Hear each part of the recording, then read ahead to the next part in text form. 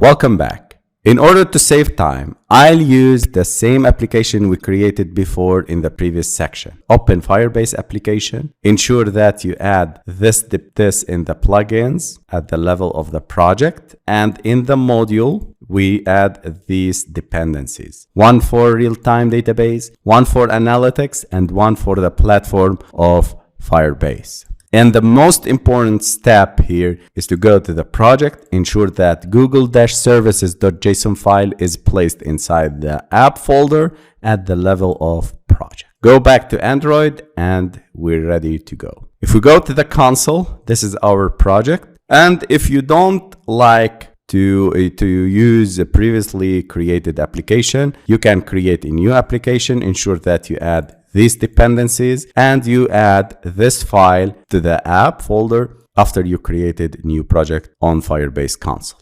I'll use Firebase demo app. This is what we created before, and select build real-time database to access our real-time database. If you can see, our database is empty. I deleted all nodes. Now our project is ready. So let's start by creating the layouts. Here, I'll select Android, go to the layout, create a new layout resource file, and I'll name it as item_card.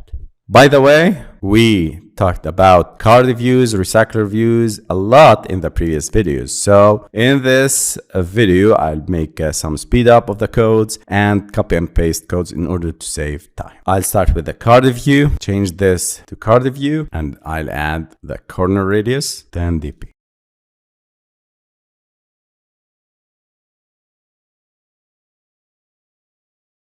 Inside this constraint layout, I'll create 3 text views.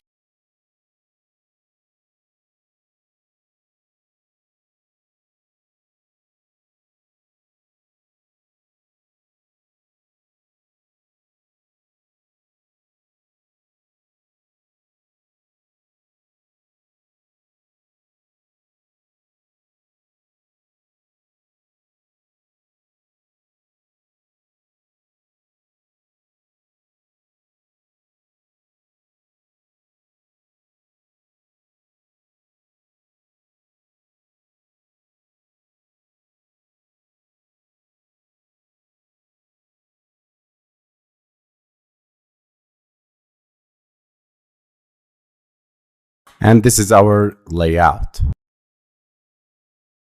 This will act as a template for every item in the Firebase. Make sure that the height is wrap content for the constraint layout, and the height of this card view will be wrap content also. Let's move to the main activity.xml. I'll remove this text view and I'll add here the recycler view. Match parent ID recycler view, and click on it and infer the constraints, and you can see it will add these constraints. Now we're ready to start building our application. I'll create a new model class. I'll name it as user. And inside this class, I'll create 3 fields of type string. The first one is the username, the second is phone number, and the third one is group user. Alt+insert to create the constructor having these. And always when working with Firebase, create an empty constructor. This is a very important note. Then I need to create getters and setters for these fields.